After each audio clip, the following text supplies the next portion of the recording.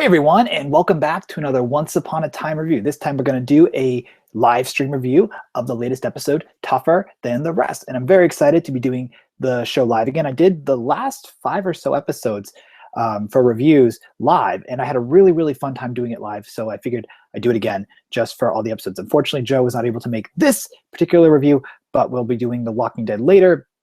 And then we'll also be doing hopefully Once Upon a Time together as well. So you get me right now for the next half an hour, and we're here to discuss the episode. So as you guys tune in, feel free to chat with me, and we'll I'll base the conversation essentially off of what you guys want to say about the episode. I thought the mid-season premiere was very good. I really, really liked it quite a bit.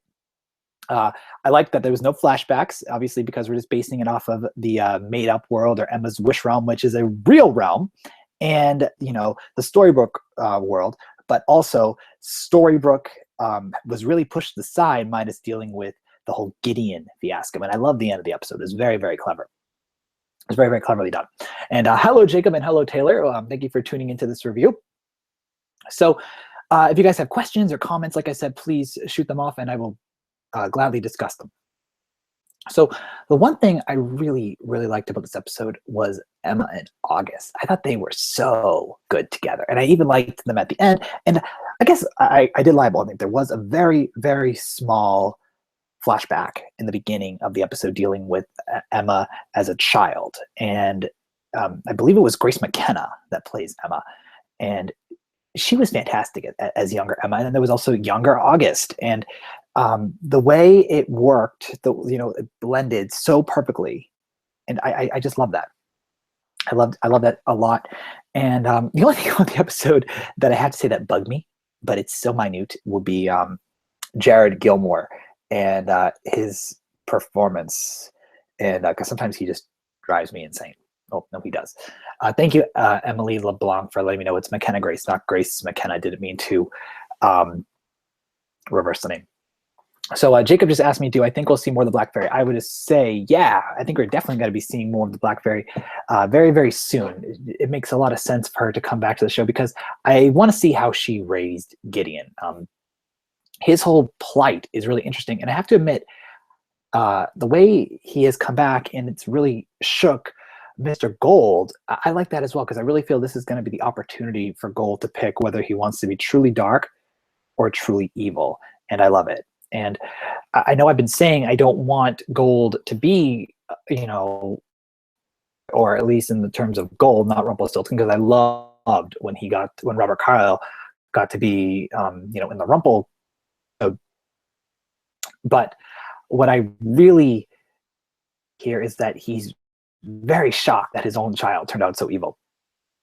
White just said, did you think Hook was funny in the fake world? Yes, that's another thing about this episode I really like. Thank you, Brody. I love the humor. Humor was fantastic here, and also the score was very good.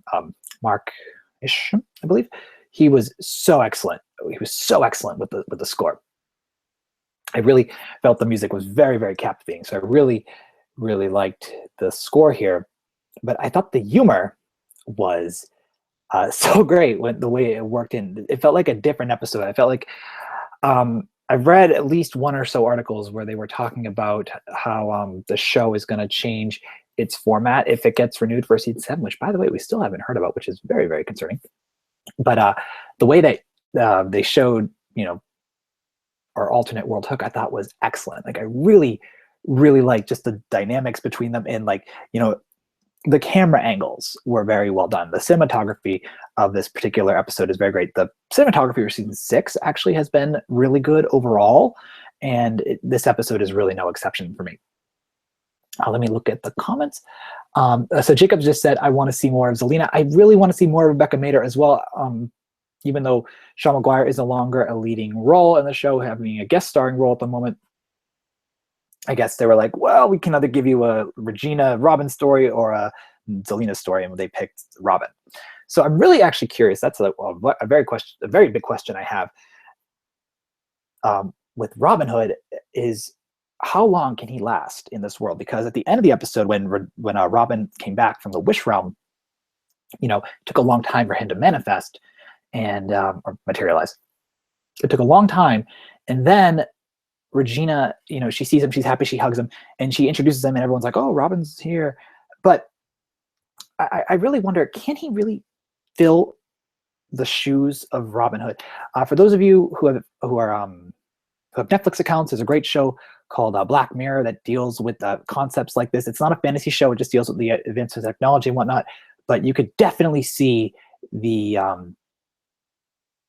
connection that I'm going to be drawing with just how, this is a fake Robin. It's not the Robin with her memories, not the Robin that knows her. And is this good enough? And I'm really curious to see the ramifications of that. All right, I have a couple more questions in here. All right, so 2PlayCool21 says, why after all these years of being in this business is Jared Gilmore's acting getting worse? I always thought if you act for many years, you improve over time. Oh, he's asking about Jared Gilmore.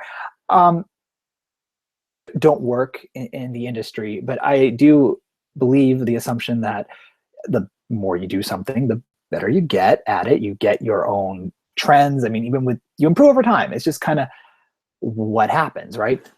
Even with the YouTube channel, I've found different ways to improve the channel I found.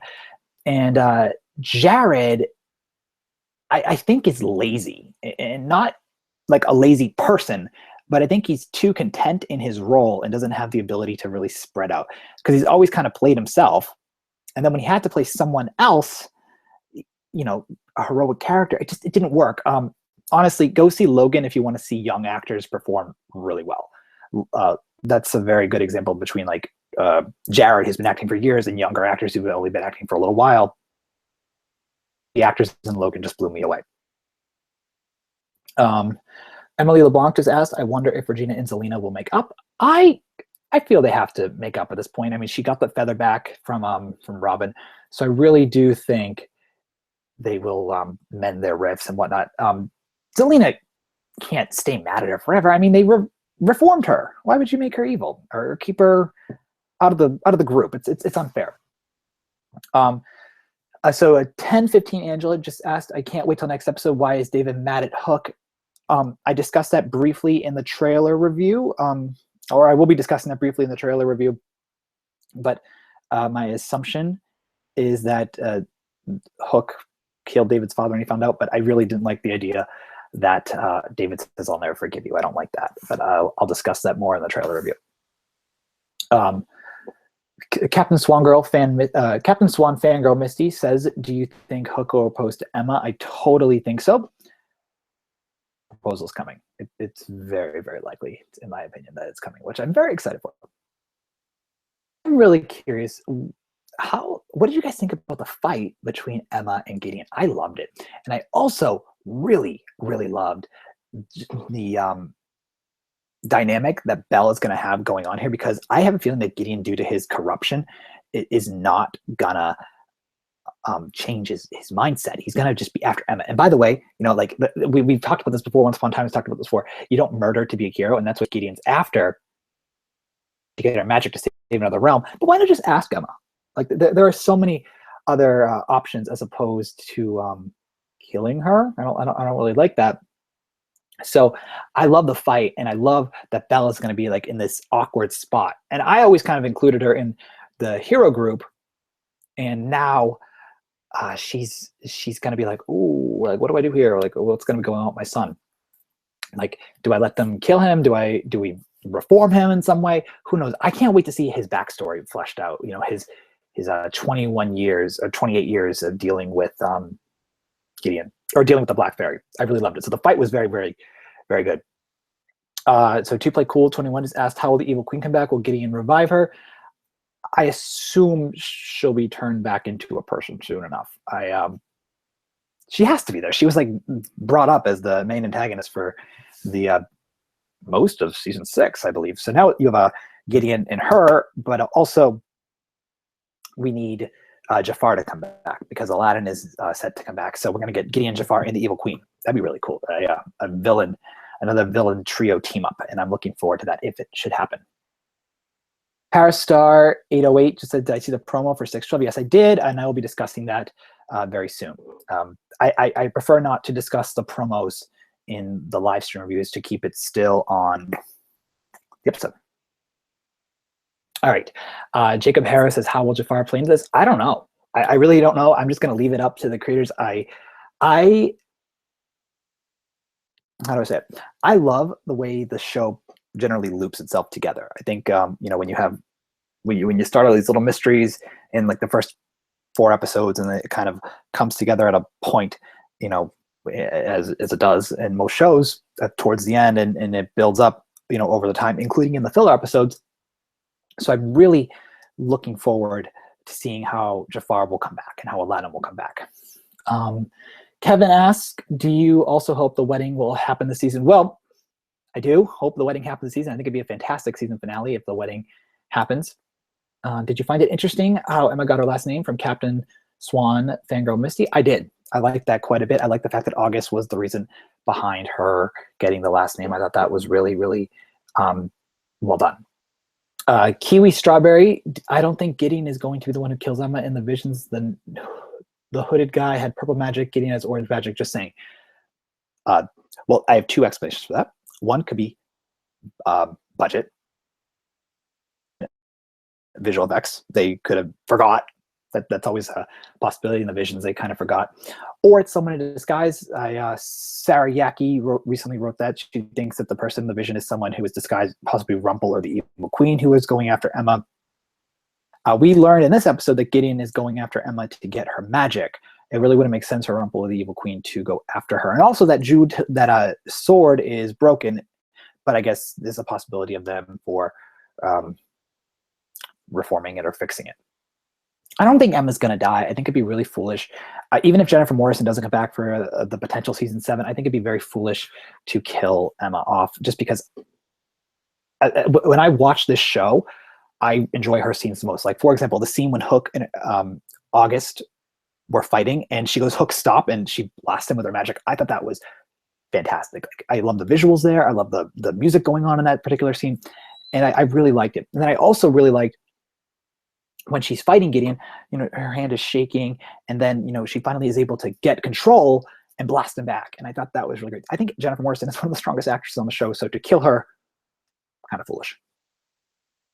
Jacob Harris says, how strong do you think Gideon is? I think he's pretty strong. He's the child of a Dark One, and he's also, I don't know about this particular, he's a child of the Dark One, so the Dark Ones are very powerful, as we all know, but I don't know if he was truly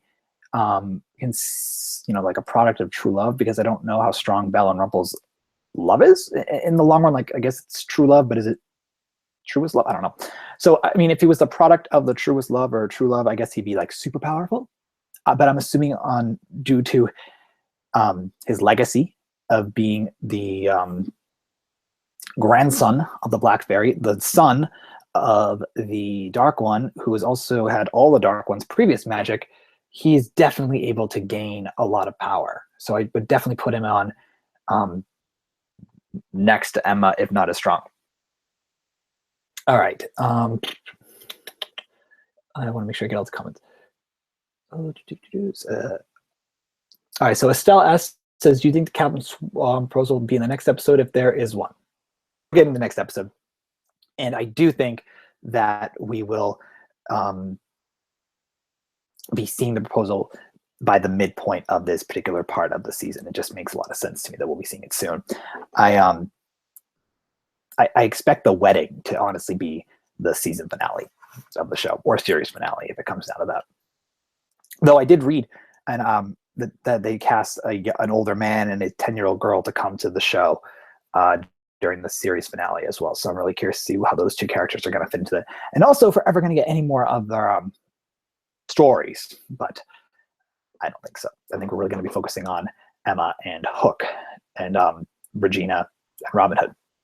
But in terms of just like how the episode went down, I really just love the pacing of it. I thought it was really well written. I thought the acting was really phenomenal. And I like that the show was able to be a bit more humorous than it normally is. I mean, it generally has like some humor to it, but it kind of keeps like a very serious tone to it. But so tonight, the episode really got to me, and I liked it. All right, so Jacob just asked me, are you excited for the musical episode? I cannot wait for this musical episode. I thought it was a fantastic idea. I made a whole video about that. I'll link it in the video description. Though I also truly think that that the episode was made to combat the CW shows with their musical episodes, because Warner Brothers and Disney are always in a tough battle.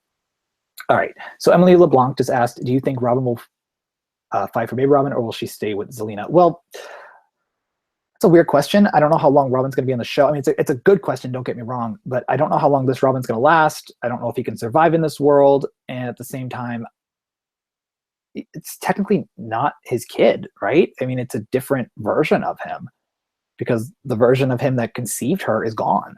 So how can he fight for her? It doesn't really make a lot of sense. But anyways, that's sometimes we can get into really tough areas with that questions.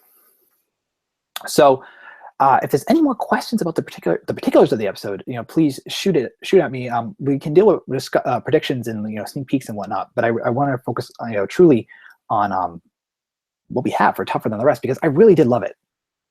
I really loved this episode, and which is really good, because some of the episodes of season 6 have been like for quite some time. What else about this episode did I really like? Regina and Robin's bonding was really great, because again, this Robin had to, or Sean Maguire had to act like he has no clue who Regina is. And I loved all the moments they had together. It was really well done. And, her trying to see if everyone in that wish realm was truly happier without him or without her being there, I liked. I really, really do enjoy all of the development that Regina was able to get through. Now, I believe Lana Parrilla took over the Once Upon a Time Instagram tonight. I do have an Instagram. It's Lion and Robert, if you guys follow me.